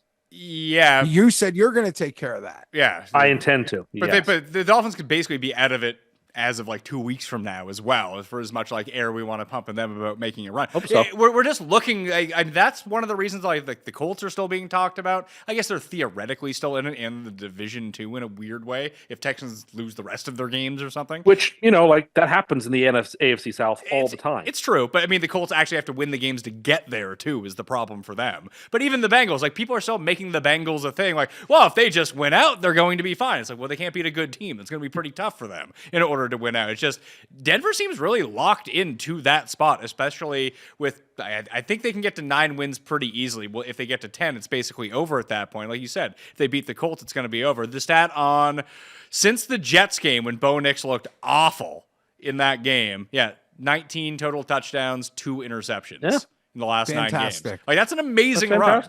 And that's And look, I mean, that's against. They played the Chargers in that stretch. They played the Chiefs in that stretch. They played Vegas twice. That's not helping. But Atlanta, Baltimore, like they played some good teams. They didn't just play the Saints in Carolina every week. Do you know that? Because I did the stuff that Tim is too afraid to look at or read. The stuff that came out from Rossini and the Athletic about what went on in New York. It pretty much all started on that gloomy, rainy day versus Denver.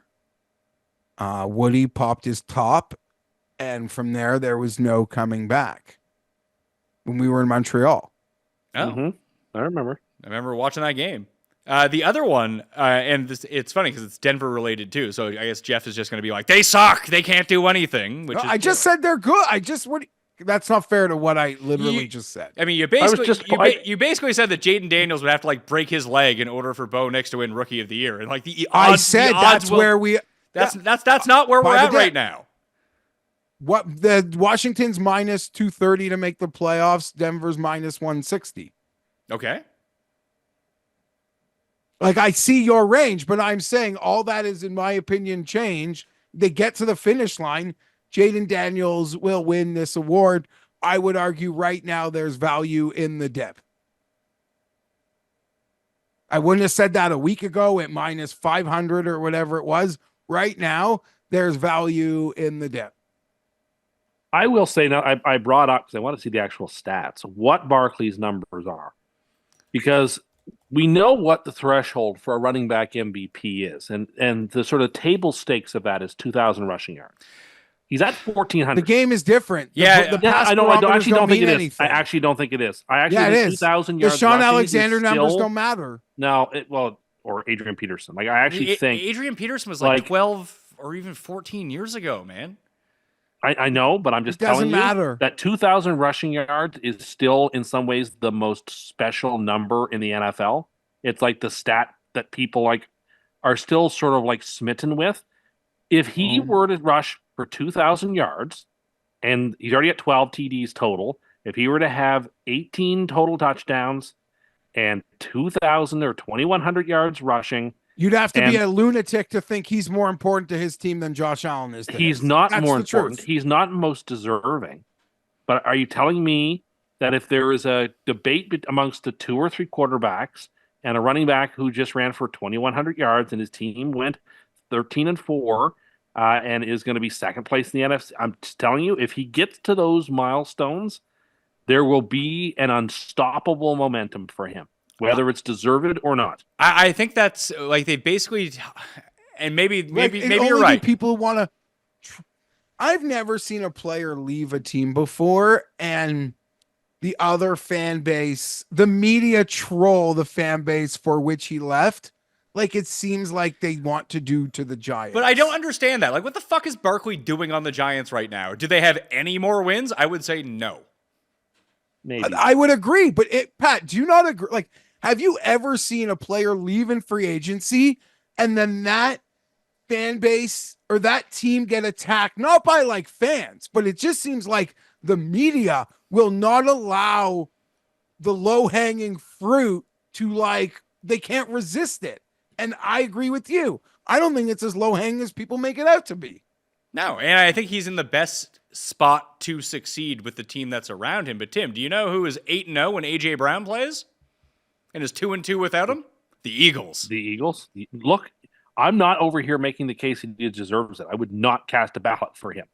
But by the same token, I just think if he gets past those magical numbers, he's going to be very difficult to stop if there isn't an overwhelming quarterback on the other side to take it from him. I honestly, to look at the odds, I think that Herbert has a better chance of winning MVP than Saquon Barkley does. I think he's more deserving. I don't think he's got a better shot. The other one, and this is always the one that's the most fluid, and I think you can win the most money on, and I have 3 guys to look at for Coach of the Year market right now. So let me run these ones by you. So the favorite is Dan Campbell at plus 175. If Detroit loses another game, if they lose this week to the Bears, that all of a sudden he's like 10-1 again. So they kind of have to run the table, and even then they were expected to be good. I don't know about that. Kevin O'Connell's plus 375. Jim Harbaugh, Geoff, is 5-1. Tomlin's 5.5. If Bo Nix doesn't win Rookie of the Year and Daniels does, but Denver still makes the playoff, I gotta think Sean Payton's super live at 6-1.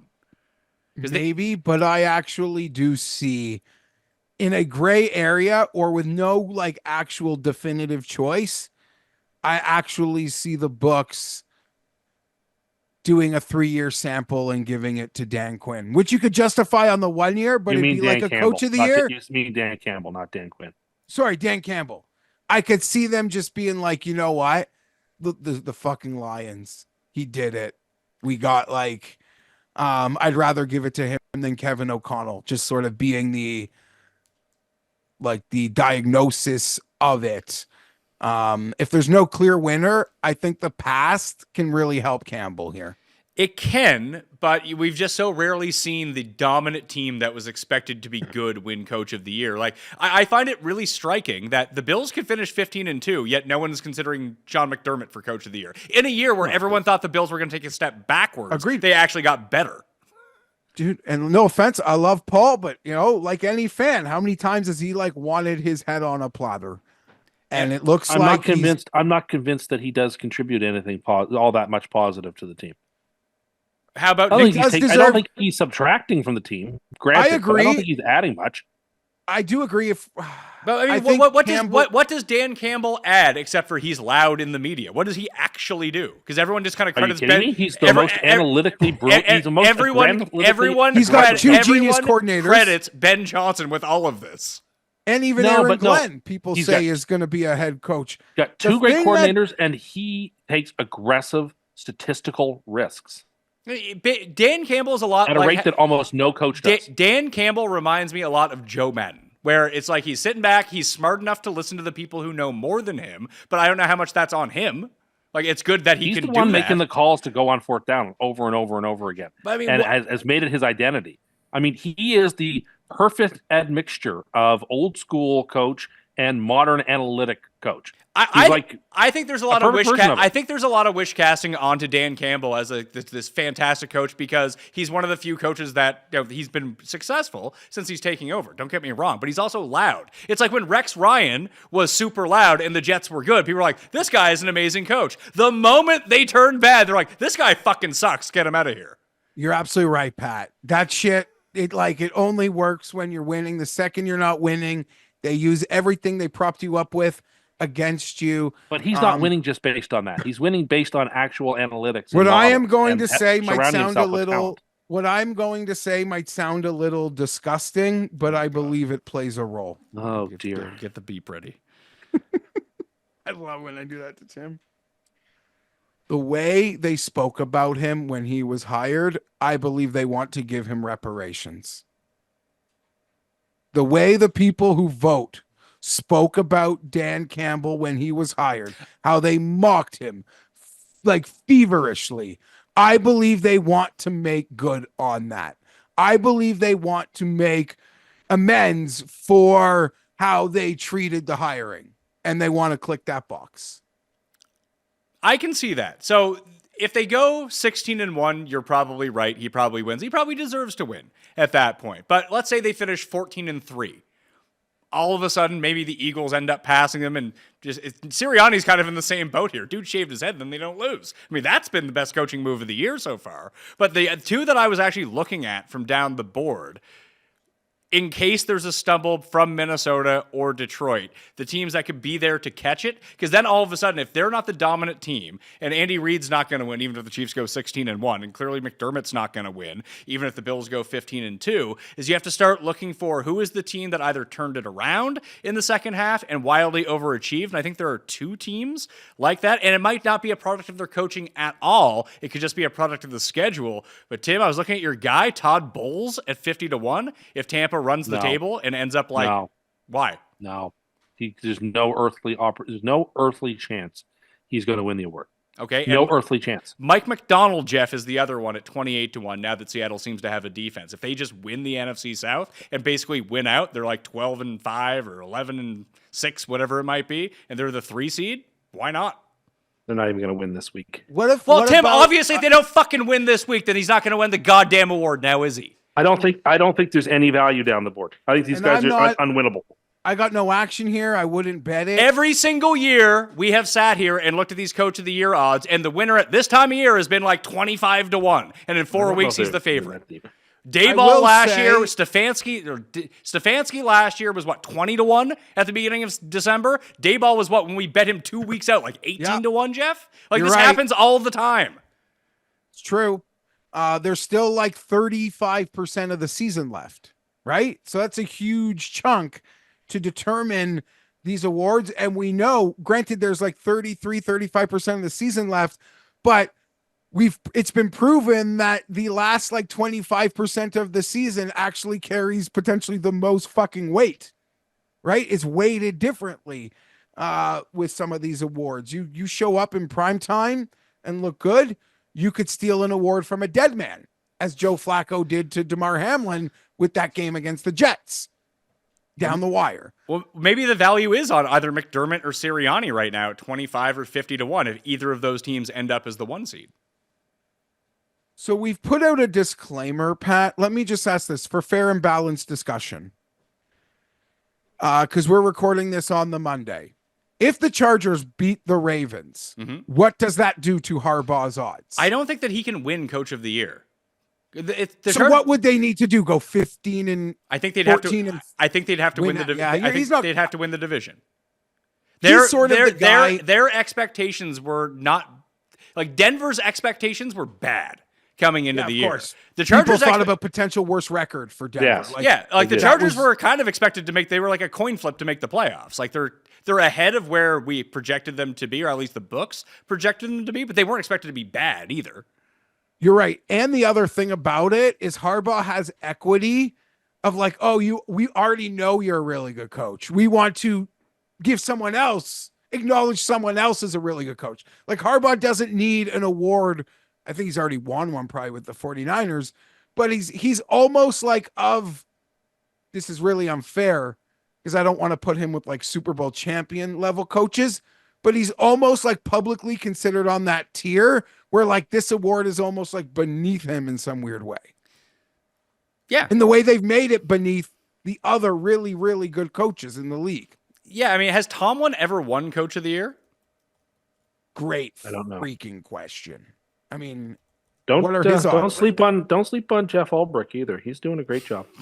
Well, Robert Saleh could get the award, to be perfectly honest, because he's shown how good of a coach he is in the last month. Well, it's funny because I mean there's still a possibility that Minnesota ends up with the 1 seed or wins that division. I mean, if they beat Detroit and then pick up a game somewhere else, that maybe O'Connell at 4-1. Like it seems like all the buzz. It's only because I think it's that the offense has regressed a little bit and it's not flashy, although it's still very good.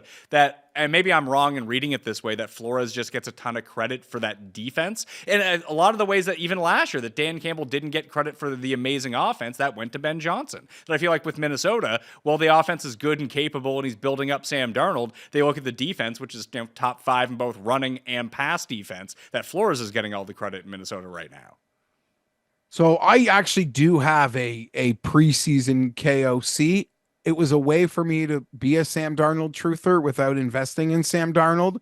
And I never saw this coming, but the thought process of it was if he makes Sam Darnold into a winner, that's going to be worth a lot. Like if he wins with this group, with this expectation, that'll be worth a lot. I think it's 25-1. You might even say for August, you should have gotten more. But I got something there. Last award that I wanted to talk about, Tim, and you would probably remember this. What was Aaron Rodgers' line at the beginning of the year to be comeback player of the year? Don't remember. I think, but yeah, he wasn't super long. It was like 3-1. Yeah, he was 3.5-1. He was the favorite, right? It was him and Cousins, I think. I believe Burrow so. maybe might have been there. Yeah, Burrow's the favorite right now. But here's how much this has shifted. Aaron Rodgers is currently 100-1 to win comeback player of the year. Do you know who is 40-1 to win comeback player of the year, Geoff? Yeah. And when I looked for him when he was like 300-1, they didn't have odds. And I said, death should get you multi-year eligibility. Death is worth multi-year eligibility. I know from the time he made his first tackle this year, I went looking for an odd. I couldn't find it. It wasn't even on the board. And the fact that guy, DeMar Hamlin, has become a league median safety. He's like good. I actually think he deserves the freaking award. But is he? Maybe Paul can answer this. I don't think he's eligible, is he? I don't actually know. Because the but they wanted to name the award after him last year and they changed the rules. So who knows? But in all of the Hamlin discourse, I never remember anyone being like, with a couple years of reps, this guy can turn into legitimate starting safety. Like no one ever put air in his tires like that. So he's so overshot the moon as far as I'm concerned right now. And I love it. It's incredible. I don't know if he can win. Do you know what the regulations are for comeback player of the year? Because I think the books are still... I haven't any earthly idea. The AP put out a criteria in the summer, and they essentially, at some point in the season, reaffirmed their criteria because of all the Sam Darnold talk. And they just went like, no, actually, our new criteria, we don't want him eligible. You have to truly overcome something. And by that, it means not being benched and not being bad. Like you have to show some level of coming back. And it actually started, Pat, with Phillip Rivers. I think he started the trend of just having a horrific year, rebounding with a really good year, and then I gave him comeback player of the year. Yeah, so like Because Hamlin, maybe so no one was hurt. So Hamlin's not eligible then. He played last year. The thing is, it's not official. Like, it's just a guiding light. Essentially, the AP has put out a guiding light for their award, but voters can still vote however they choose. Yeah, so they said that the AP Comeback Player of the Year award is to honor the player that has demonstrated resilience in the face of adversity by overcoming illness, physical injury, or other circumstances that have led to him missing playing time in the previous season. Such as being terrible. Yeah, I guess so. I guess that's still technically a part of the criteria. Because like Sam Darnold was terrible for a long time. So Yeah, no, under the old rules, Sam Darnold would have been minus 500 right now.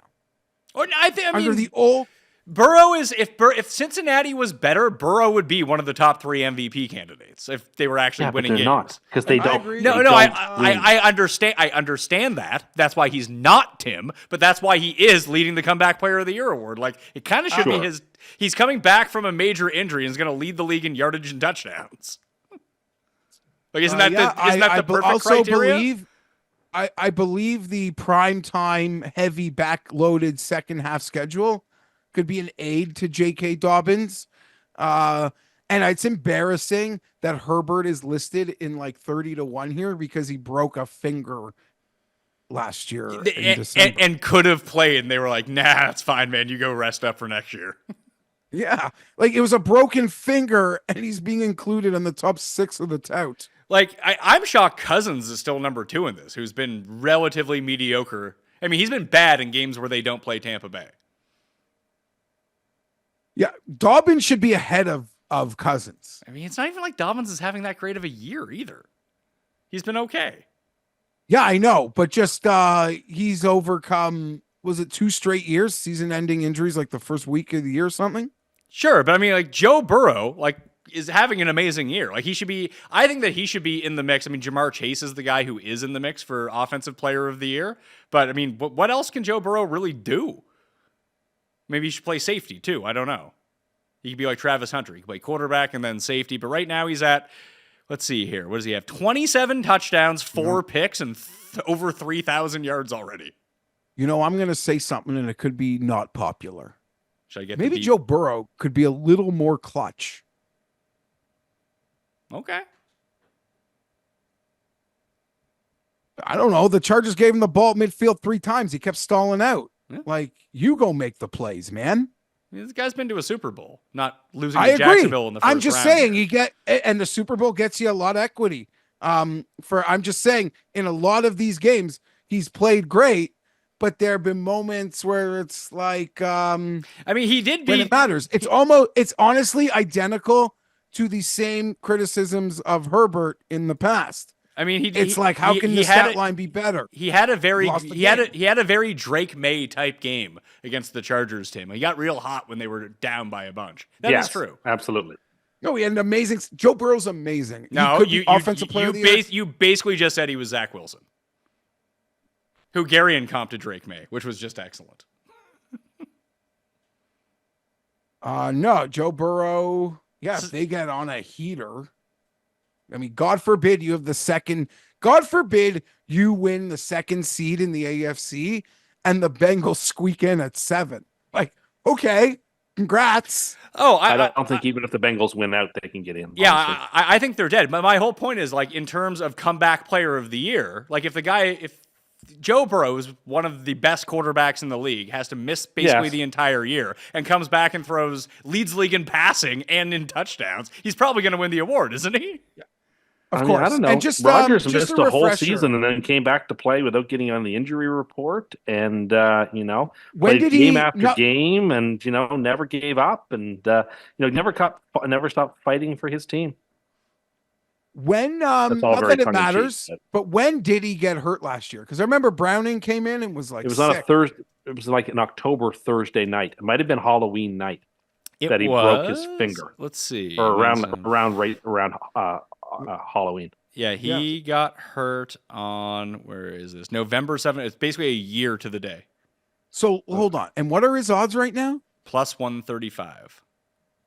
you could be right. Like, I don't want to sit on plus 135 for 2 months. No, but like Kirk Cousins is the second favorite right now. Yeah, and you're right. J.K. Dobbins, like, I mean, he's a running back, so he gets touches, but relative to the other star players at the position, he's not having that good of a year. He's having a good year relative to his fantasy ADP, but what's that relative to this? But that's so yeah, you're right. But I mean, Joe Burrow is kind of the same thing. He's also having a very good. He's having a real great statistical year, but on the field, it's not leading to wins. Therefore, he's disqualified from like MVP. But I think he should be in the Offensive Player of the Year discussion. I mean, Barkley's the heavy favorite, but he's no different than Derrick Henry 3 weeks ago, who was the heavy favorite. Like, this stuff can flip so much. That's why I like looking at the awards right now. You're not wrong, and you made a great point to think of the numbers that cashed each of the last few years at this later than this date. All right. That will do it for part one of the Spread Pick Show. This week, we'll have the Super Locks. Tim, actually, do you want to give us back the Pilgrim Parlay? You're right there, Pilgrim. It's me, John Wayne, everybody's favorite Western actor who called people Pilgrim. This year's Pilgrim Parlay is Detroit down to 3.5. Dallas all the way through 0. Doesn't matter. To +3. And the Dolphins to +10.5. That pays even money, does it? Just slightly better. +130. All right. The Dolphins 10 or 10.5? 10.5. 10.5. It's a 7-point teaser. It is a 7-point teaser this year because I want to get a couple of numbers in there. So, and you got to get through 0 to get it up to +3 on the other I side. haven't done it all year, but it's when it's the freest of money. How could I possibly not involve it in a tease if it's the freest of money? Oh, I got to hope like the Bears win on the money line or something like The that. Giants might legit get shut out. They might legitimately get shut out. Tim, although this won't help anyone in the audience, I'm talking to you now so I can take advantage. Okay. Who is not scoring the first touchdown on Monday Night Football? Tim only picks the chalk favorites now because he's embarrassed about getting so many of these right. You can't listen to him anymore. Oh, yeah. So, yeah, I actually didn't even bet the Hurts pick. Honestly, I would go back to the well and say, I don't think Disley's going to get the first again. Oh! You already bet that? Not happening 2 weeks in a row. Walt Disley. My precious. Precious. Thank you. Oh, that was that you were doing a Schmiegel impression there? I don't know. More like an old lady. Work on a smash factor. I mean, I've been thinking about that all day. So you just, orgasmo. Justin Herbert?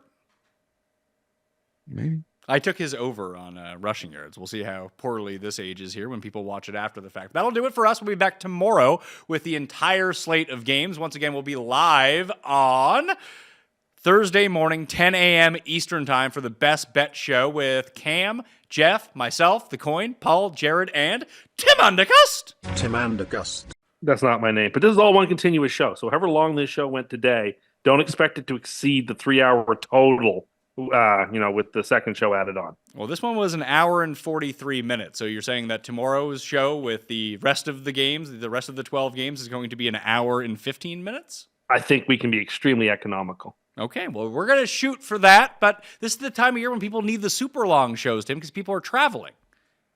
I've been giving them a lot of super long shows. Yeah, they need even more because they're going to be on airplanes or trains or driving, whatever it might be. All right. Thank you. That's really why you're the maven of the people right there, because you're giving them what they want, all right? You give me what I want, and that's code Mayo at Underdog. You use that to sign up and bully your family members into doing the same thing. But here's the thing. They need to play an entry, too. So you give them some picks. I'll give you some picks to give to them if they use code Mayo. Get a free pick and a deposit bonus of up to $1,000 at Underdog right now. You do that on Thanksgiving for Pat, okay? Thank you very much. I'll see you next time. Mayo experience!